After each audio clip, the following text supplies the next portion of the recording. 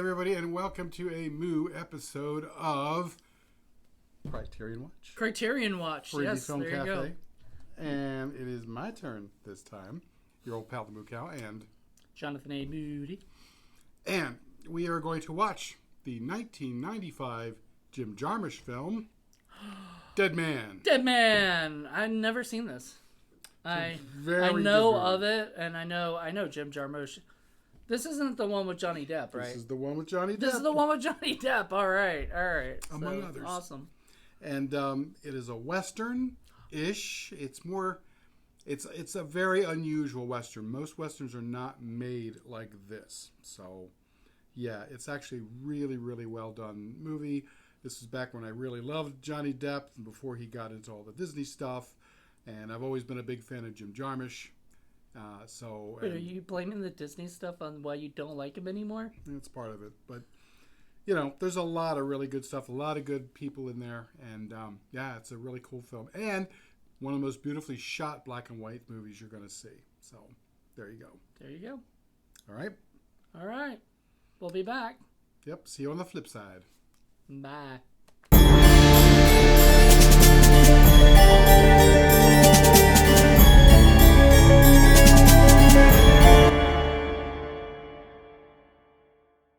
And we are back. So, ready to talk Dead Man?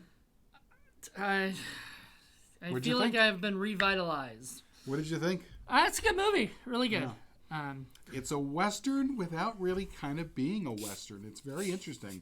You know, it doesn't do the normal kinds of, you know, narratives or tropes that a normal cliches. Western does. Yeah. And, you know, in the commentary, Jim Jarmusch talks about...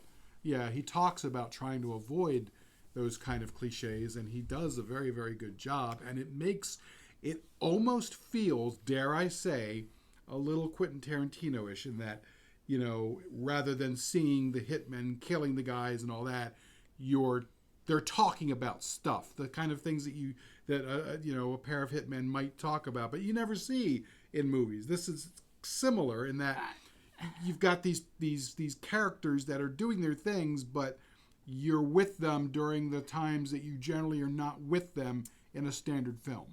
So, Jim Jarmusch started filmmaking and being in the independent circuit and doing Sundance and all that stuff before Tarantino.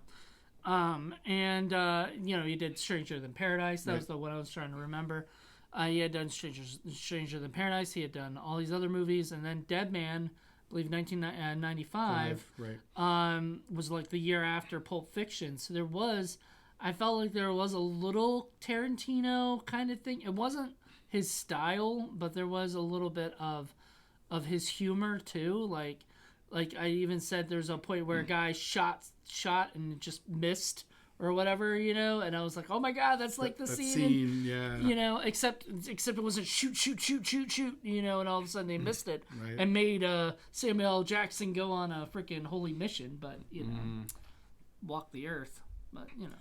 Yeah, no, there's definitely, you know, they were definitely both storytellers who are trying to tell their story in a way that was different than what has traditionally been done, and I mean, I appreciate that. I really like it, and I like the fact that it was told in such a way that it subverts the standard Western genre, and it's not like any other kind of Western that you're going to see.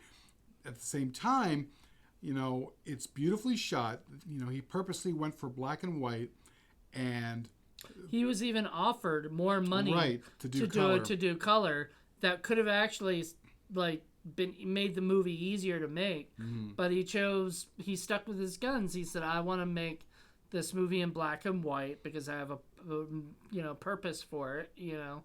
And it helped make it look mythical. It really did, you know, because rather than the colors, you're depending more on shadow and tone, and you get a lot more depth of the image because of that than you do with the color, because colors, especially these days, it tends to drown out the image because it's so vibrant, you know. So maybe if he had done super muted tones in the color, you could have done it, but I think black and white was the way to go. I think so too. I liked it. I mean, I didn't mind it. I was just wondering when they have the power to make it, you know, I mean, was it like an artistic standpoint, or was it because he really likes the color of black and white? They really looked like the old time silver halide pictures that Ansel Adams would have made, you know, back in the early 20th century, late 19th, 20th century. That just looked really, really cool.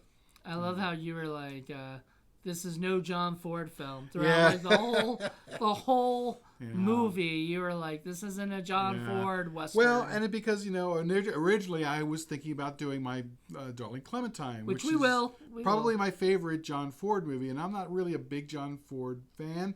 That movie kind of subverts his own style that he does, which is why I like it.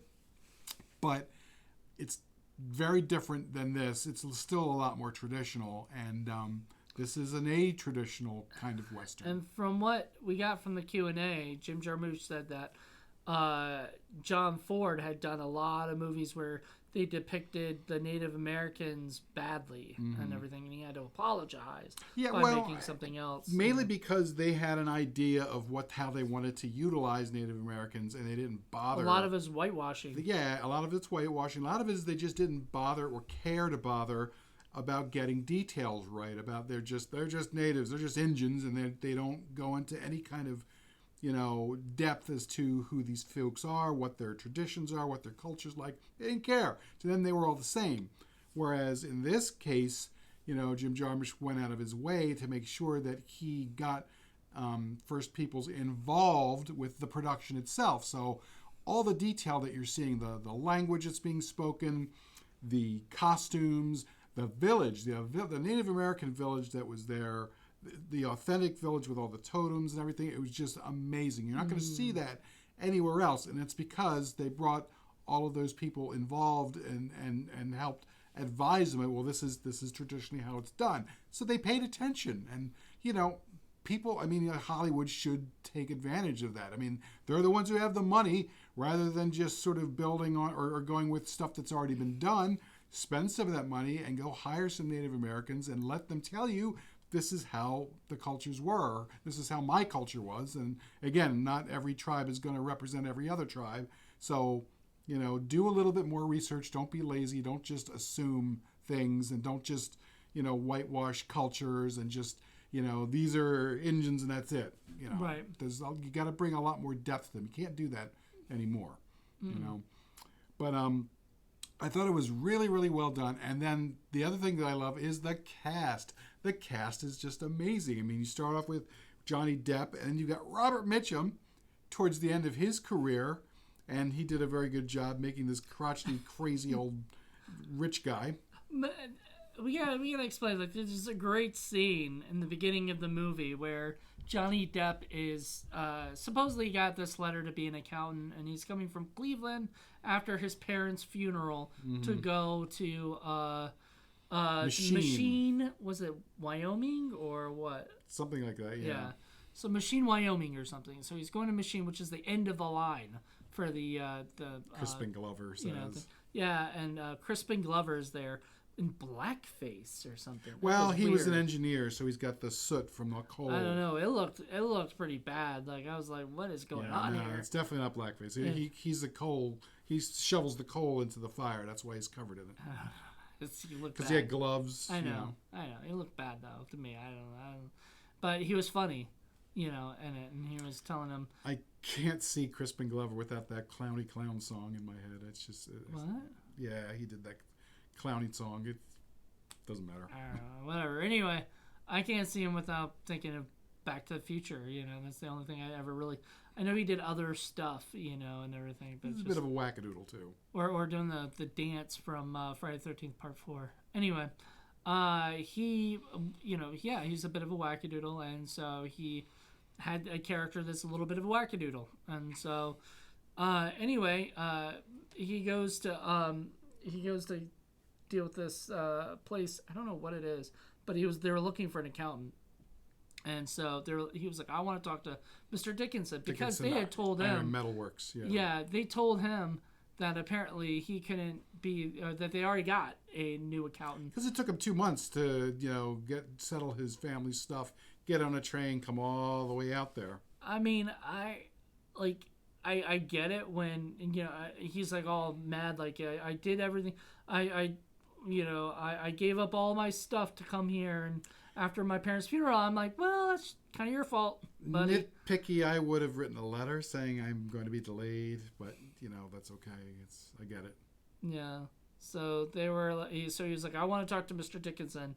And they all laughed at John him. Hurt's there. He's like kind of like the pit boss, and he laughs. Oh, sure, go ahead, have fun. Yeah, enjoy.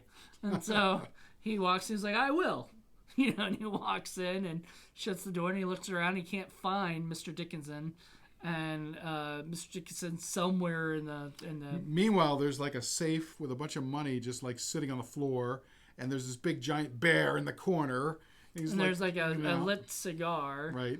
And still smoking and everything. So he's just like, can't find him. Where is he? And then he shows up and he's like with a gun to him, saying, pointing a rifle at him. Yeah, pointing a rifle at him, saying, "What are you doing in here? Right? Get out of here!" Basically, like that. And he won't let him explain his case. Yeah, he tries to, but he said, you're gonna be explaining it in a casket, basically. And he was like, all right, fine, pushing up daisies. And he goes, all right, fine. And he leaves. So that was Robert Mitchum, where I did not even recognize him. I had to ask Paul who that was. He was like, oh, that's Robert Mitchum. I'm like, what? He's got long gray hair. And we did Night of the Hunter, and he looked so different in that, He's, but wonderful, wonderful casting job there at the sort of end of his career.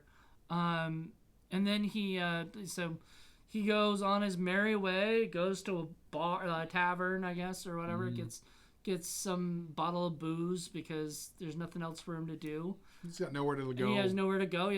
I was even asking Paul, and Paul kept telling me to pointing at the movie, just keep watching. But I was like saying, like, what's he gonna do for like a place to live? Now that he's took all his stuff to move down here. Like, what was he planning? Like, he really put no thought into this whatsoever. He might as well have stayed in Cleveland. Right. If he had stayed in Cleveland, he wouldn't be a dead man. There'd be no movie. There'd be no movie, too. So anyway, he ends up meeting this woman. Gorgeous woman. Oh, beautiful girl. Was selling paper flowers that she made herself, and this jerk just like calls her a whore and throws her in the mud. Doesn't call her a whore. Said he used to like her when she was a whore. Meaning she was a whore at one point. Which made more sense in a few minutes when we're going to explain some stuff that happens. Throws her in the mud, basically. Throws her in the mud. So he helps take her out and bring her to her place, and then they end up liking each other. Goes to another. One thing leads to another, and they bang. But we don't see the banging, which is whatever. But a different kind of banging happens because all of a sudden, the next after the next scene, boom, here comes Gabriel Byrne, who apparently used to be involved with this girl and fiance, and left, and I guess they broke up. They broke up because he said something to the effect of like, I guess I should be leaving, like because we're not together anyway, or something like that. He was about to leave, and then he decides to shoot the guy who's right. So, and they said that they weren't they had stopped doing that. And I was wondering if some of that was her not being a whore anymore. And I wonder if, like, he thought that guy was a John. Probably. Probably. And he was, and Johnny Depp the whole time was trying to cover his face. Like, I'm not here. I'm not here. Don't mind me. I'm just listening to you guys have this, like, little... Awkward moment. And so he is like, I got you a present, and he's just like, whatever. Dump it. Yeah. So and then he pulls out his gun to shoot, and then she's like, no, don't, and he fires anyway, and the bullet hits her, but it goes through her. Yeah, kills her, goes through her, and hits Johnny Depp. And then he had already found her gun under the pillow, and he grabs the gun, and he like fires twice and misses him. And Gabriel Byrne's just kind of like there. Staring there. Yeah, he's just standing there because once again another Tarantino-type moment. Yeah. And then the third time he fires, hits him right in the neck. Yep. And then kills him. And so he doesn't know what to do except... Now he's in a world of shit. Yeah, he can't go to like the sheriff and say whatever. Oh, he panics. He full-time panics. And then steals the guy's horse and he grabs his shit, jumps out the window, falls in a massive mud puddle, and then takes the guy's horse, and now he's on the run. He's on the run. Well, as it turns out, Gabriel Byrne's character is actually the son of Dickinson, the big man on town. So he's hired these 3 rapscallions to come and find him. And we're talking Lance Henriksen, right?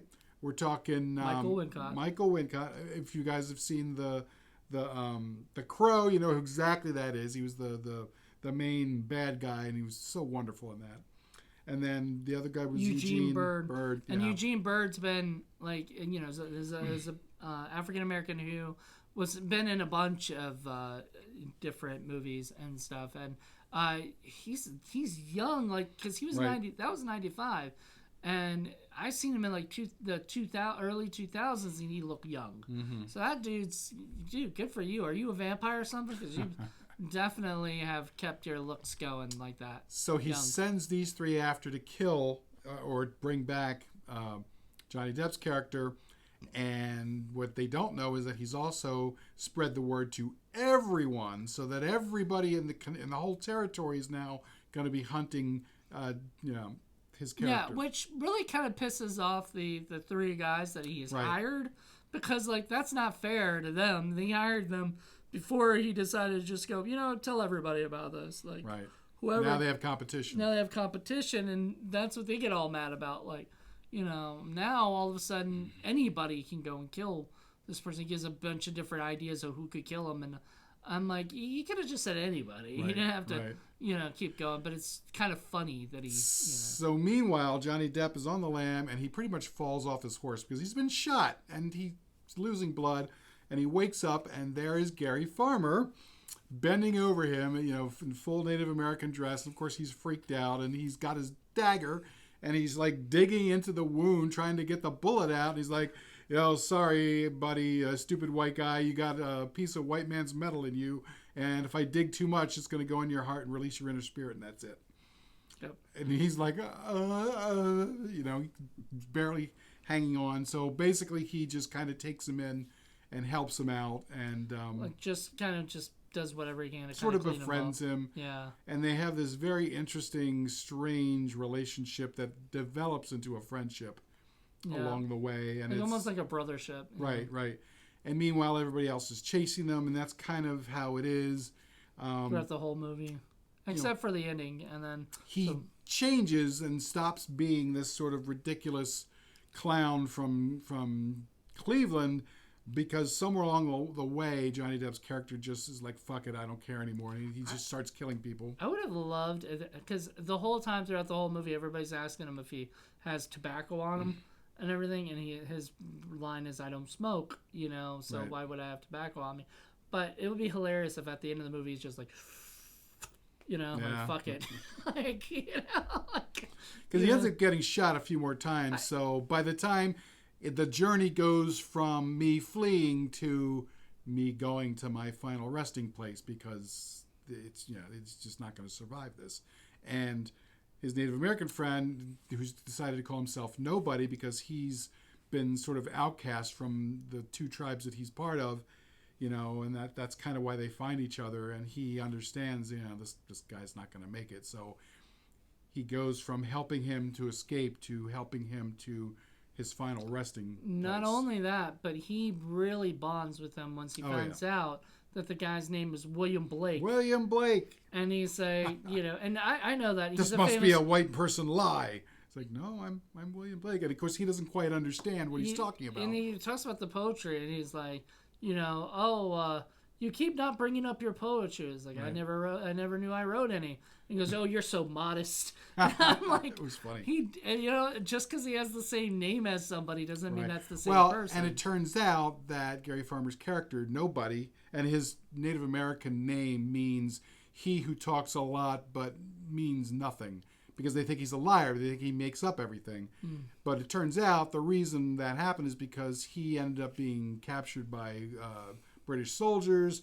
They take him on a journey all the way back east to different cities, and then he ultimately gets on a ship, and they take him out to England, where he's paraded around, and eventually they put him in a school, and he learns the language and he learns the culture. And then, by the way, he gets a book on William Blake and gets to read William Blake's poetry. And he's like, yes, the words were very powerful and they spoke to me. So that by the time he escapes and comes all the way back and then runs into this crazy white guy who happens to be named William Blake, he's putting two and two together and this must be him. But then he's like, he understands that William Blake is dead, so you must be a dead man. And he is a dead man, he just doesn't quite know it yet. So there's double meanings, or triple meanings almost. Triple meanings. And I like that because, like, yeah, it's talking about him already being a dead man because he's got the bullet in him. He can't get it out. He's pretty much dying right then. And he gets a few more of them. And he gets a few more planted into him. And then on top of that, he's a dead man because they think he's William Blake, and he's a dead man because, like, everybody's out there to kill him anyway. So there's no way out of this. Socially, he's dead. He's lost his parents. He has no family. He has no friends. He's sold everything he has just to get onto this trip to get this job that, as when he finally arrives, there is no job. There's nothing for him. And the only person that helped him gets killed, and that was the girl, the flower girl. And the only other person that's left is this wandering nobody named Nobody, whom is outcast amongst everybody. And basically, he tries helping him initially, but then he realizes, you are a dead man. I'm just going to help you go to your next, station. Yeah, station of life, and I guess, or death. Meanwhile, Lance Henriksen, who has probably the most rascalionest character ever, not only is he a bounty hunter, but we get to find out that he murdered his parents, had sex with them, and then ate them. No. Well, first of all, you're getting that mixed up a little bit. Yeah, he did. He had sex with them first, then he killed them, and then he ate them. And so that's what Michael Wincott's character tells Eugene Bird. Right. And we're with a psychopath here. We're with the psychopath. He did all of these things. The guy's like, that guy did all that? Really? Like, oh. And so us as the audience, we're like, is that really true or is that, like, made up? Then later we see him eat the people, right. He kills both his partners, and you could see that coming. I mean, he kills the first guy, and that was... Well, he kills Eugene Bird because Eugene Bird told him to fuck off, basically. Right. And, fuck you! And then he shoots him in the back and of the head. And then Michael Wincott cannot help himself. He knows the position he's in, but his character is that he blabs constantly, and he can't help himself. And he's just blabbing and blabbing and blabbing, and you were like, yeah... You weren't surprised when he finally got killed just because you knew he had enough of it. I know. Well, not only that, like, I knew when there was something weird, like, feeling when they're walking together and what's his name's just yapping, and then you see sort of them get out of frame. And I was like, oh, shit, it's coming, isn't it? Right. Gunshots. And then all of a sudden, I was like, I knew it. They were interesting characters. And then... in the middle of all this, they run into these three other weird, interesting characters. Iggy Pop, Billy Bob Thornton, and who was the other guy? Atkins? No. It was something with a J, I think. I forget. Yeah, I forget too. But they're we were like, whoa, wait. They're rapscallions who are wearing like weird clothing because I guess they went and killed some other people. Iggy Pop's in women's clothing. And they are, he just, Johnny Depp sort of walks right up to them. Before then, they see him, like, on the ridge, and they look down at him, and nobody says, basically, go talk to them. Nobody will observe. Yeah, exactly. So he's like, all right, what do I, thinking, what do I say to these guys? And he's like, just go, whatever, just figure it out. So he goes down there and starts trying to chat with them, and they're pointing their guns at him and everything. And then they start acting all weird, like very weird. Like, oh, look at your clothes. Ooh, I like your clothes. Ooh, look at your hair. Your hair's all soft. How do you get it all soft? Mine's all scraggly. It was like, so funny. Billy Bob Thornton just so... Because clearly these guys are going to have their way with him. It's just they're just being very strange about it. They end up fighting and killing each other. Right, because at first one guy wants to kill him already, and he's like, "No, you killed the last one. Blah, blah, blah. It's mine. This is mine." And they can become like kids, like children, bickering at each other. And this is your favorite kind of bickering because generally you don't like bickering, hysterical. But it was funny. And then the guy takes out a what is it? Takes out his gun and says, "I'm gonna shoot you." I'm like, "Oh yeah, you're not gonna shoot me." Oh yeah, you're gonna shoot me. Go ahead, and he goes, he shoots his leg, his foot, or whatever it is. He's like, "Ow, you shot me. This really hurts. I'm gonna have to kill somebody."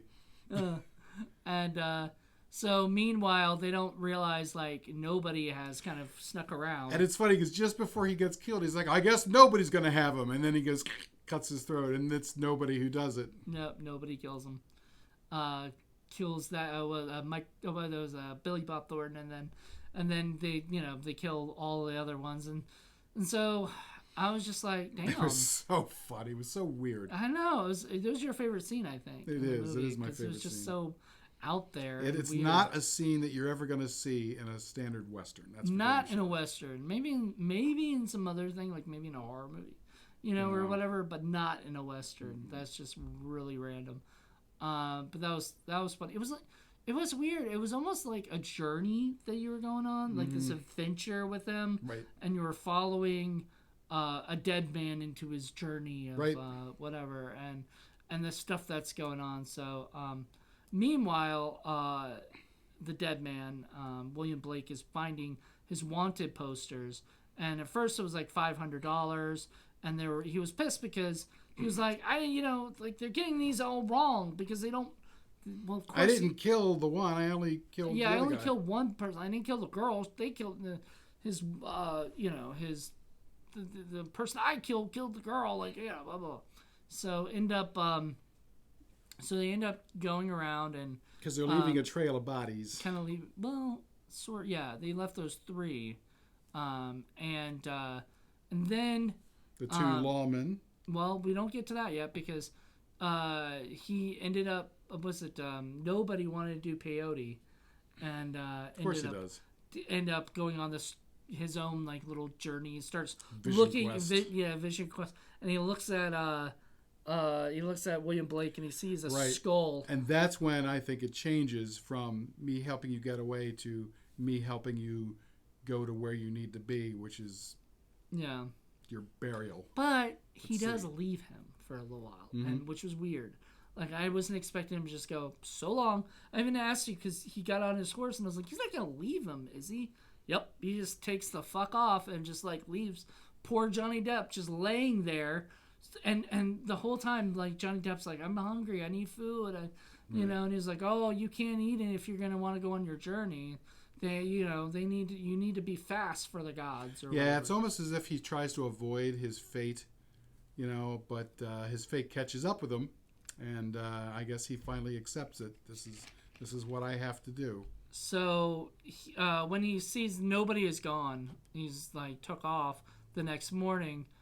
His whole demeanor, his whole attitude, because he also took his glasses. Right. Like, he is not the same person he was when he started. Definitely. That's when things change for him. That was his defining moment. All his fucks are gone at this point. He has no care left in the world for anything. Like, if he's going to die, he's going to die, but it's going to be on his terms. And so that's when the 2 lawmen show up because they've been tracking him like everybody else has. And it's so funny. He just kind of walks down out of the brush down the hill. And they're like, are you William Blake? And he's like, why, yes, I am. Have you read my poetry? And he shoots the one guy. And that guy dies, and his gun goes off and accidentally kills the other guy. It was just funny. Which, once again, is another thing. Like, he did not kill the other guy. The other guy did. So, I mean, but at this point, he just doesn't care. He just wants, he got more weapons and ammunition, whatever. And he's going to continue to go.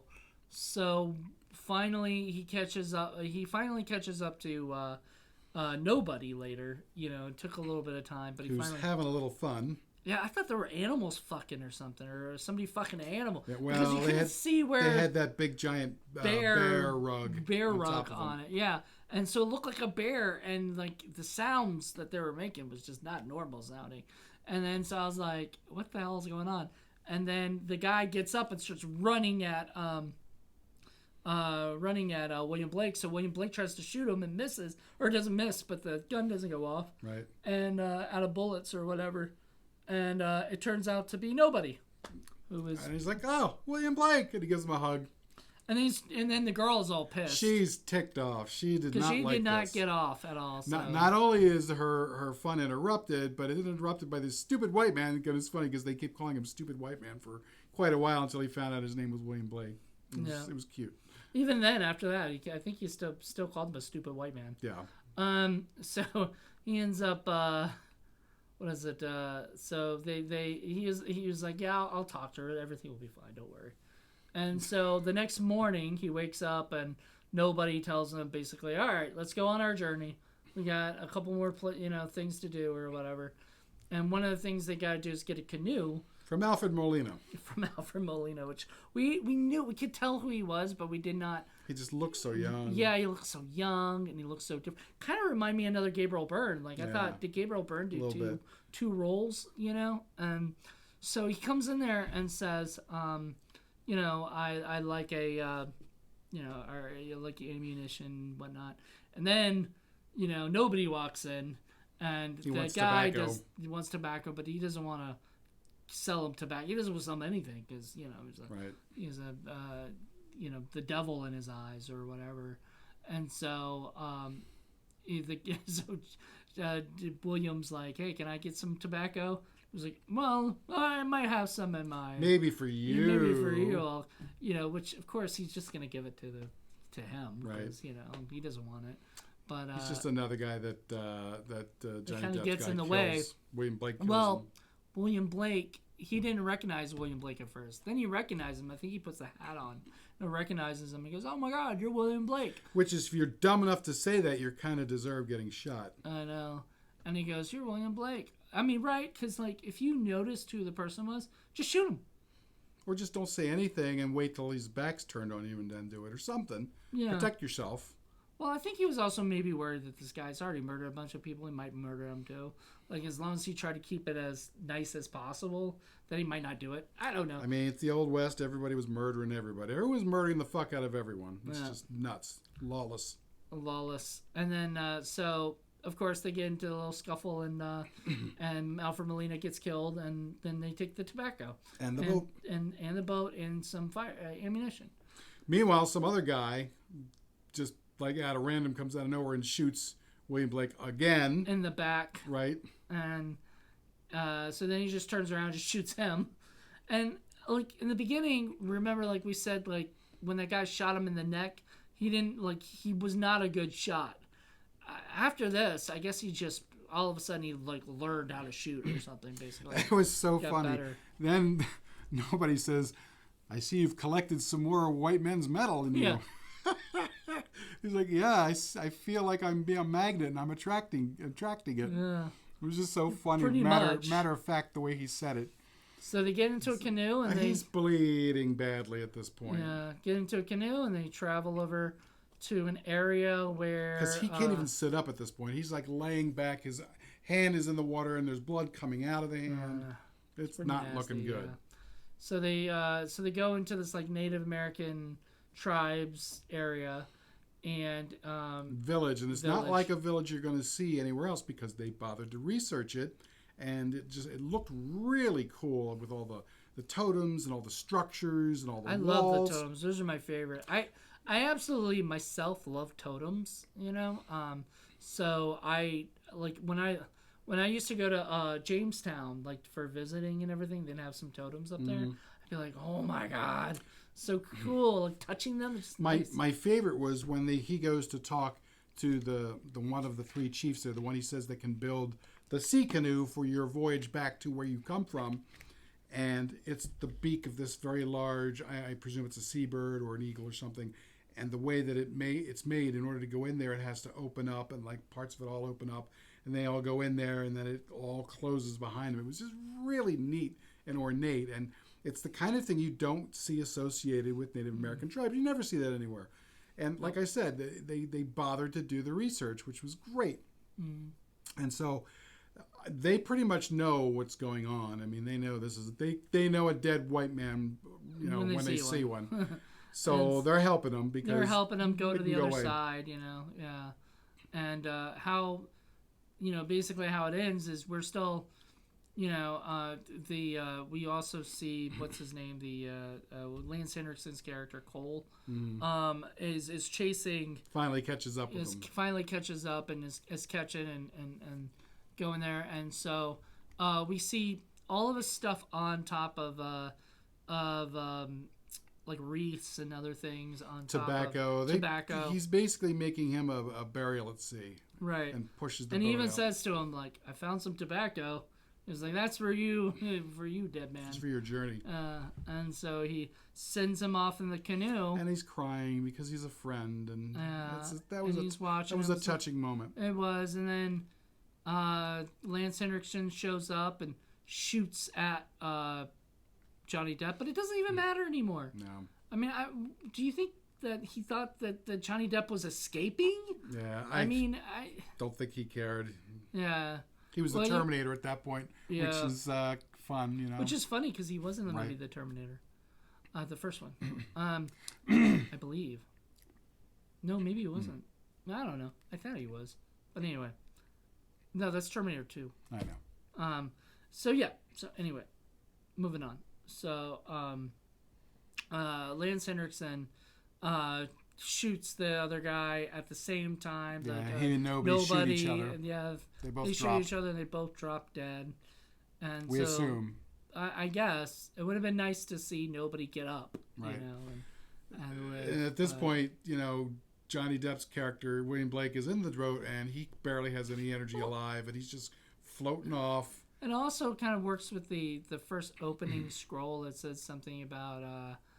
The quote is something about never hang out with a dead man, or whatever, like it's what they were all doing. And they were all doing is hanging out with dead man. And then the final shot, which I love, it's a beautiful, beautiful shot, beautiful composition where the boat is just kind of out there amongst the waves, and you're seeing this dramatic skyline with sunbeams pouring through the clouds in various places, and it reminded me of the end of Excalibur when Arthur's taken away by the three Norms, or the three Fates in that boat, and it just looked gorgeous. It's a very, very similar image.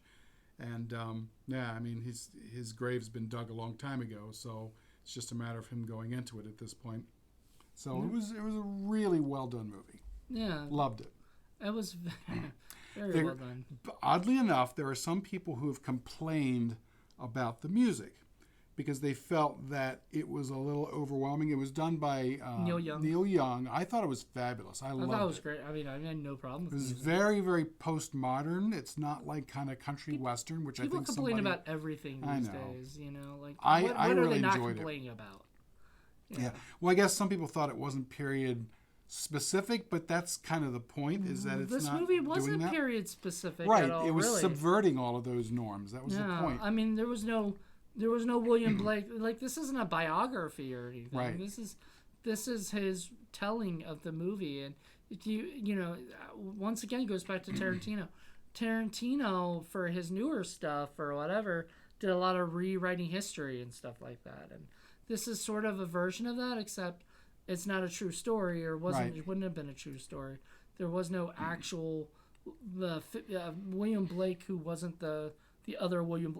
Like, that wasn't a real thing. And I love how Jarmusch says in his Q&A that they specifically try to avoid the standard tropes in most westerns where, you think of Dances with Wolves, where you're seeing a lot of these great sprawling vistas of the Old West. He said we would try to shoot the opposite of that and look for the smaller things that were interesting, but, were not these big, huge, grand vistas. You do see a little bit of that, but for the most part, it felt a lot more, intimate because of that. I kind of do like the big things like that because, we went across the country or whatever. We got to see some amazing sights, when we got into like Arizona and places like that. There were some really cool looking fields and cactuses, and other things that I personally had never seen before, in real life. Right. I had only seen them in the movies. So to actually see a lot of these things in the movies is sometimes to me really cool, because then later I can, maybe see them in real life, or whatever. I love the desert, and I love that they're in the woods and As I said, there was one shot with a bunch of the trees that reminded me, like Miller's Crossing and stuff. Beautiful. Just beautiful shots, and well done. And I absolutely loved it. I thought it really, really looked great. Well, for Criterion, it's great. It comes with all kinds of stuff. It comes with the commentary. It comes with a lot of Q&A stuff. A lot of extras in here. So definitely go and check it out. I can't recommend it highly enough. It's a really, really good film. Yeah, I mean, if you haven't seen it, then we highly recommend you do. But understand, we did just tell almost every scene that was like important in this movie. Still want to see it though. Yeah, you still want to see it. It's really well done and really well made. I absolutely loved it. A lot of Jim Jarmusch's movies are on Criterion. Stranger Than Paradise, Dead Man, ton of these things. So I love that. I love that he is a director who gets that sort of acknowledgement. Ghost Dog. Oh, I love Ghost Dog. Yeah, that's a good movie. Yeah. So many good ones. I think he's a really well, done director. And one thing we have to mention is that Alan Arkish wrote the Q&A. Yeah. So we had just reviewed Rock and Roll High School.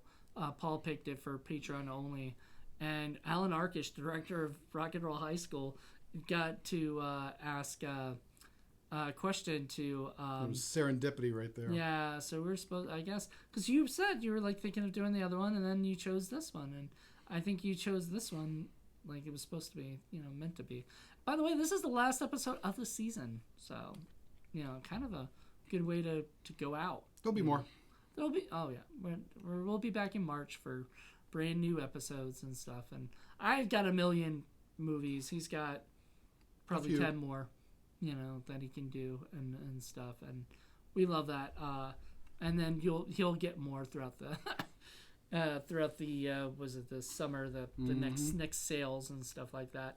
By the way, so the sales are over for Criterion for Barnes & Noble. They'll be back in July unless they decide to do four of them a year or something one day. But right now, 2, I guess, is enough, July and November. So it's more significant. Plus, there's the flash sales that they have online. There's just so much going on with that. Well, if you see one, grab Dead Man. I think you'll enjoy it. I think I'm going to be picking it up at some point through like eBay or whatever, because I like to get all the movies that we do for Criterion, like Lady Snowblood and all those, Ghost World, all those stuff, and Local Hero, was your favorite movie, but I was so excited to own that because that looks beautiful. This movie looked beautiful on Blu-ray, so definitely worth checking out if you haven't yet. So there you go. Until then, everybody, hope you guys enjoyed this, and we'll see you on the flip side. See you next year. Bye. Bye.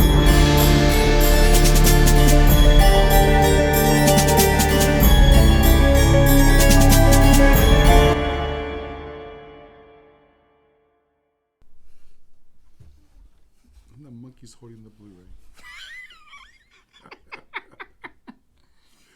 Hey. Hold on one second. One teeny tiny little issue. Okay. Wait. I can't get the table. I can't. Either way, I can't get it. I can't do that. The table irks me a little bit more than that does. All right, that's good. Look at. Oh shit! I still get the table, but.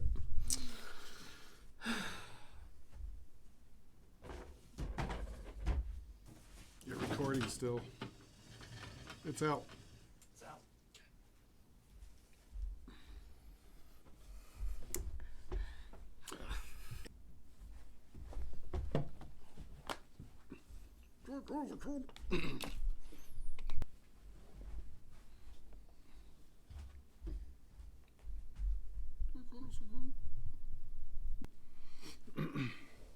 Jack Hunter's a cunt.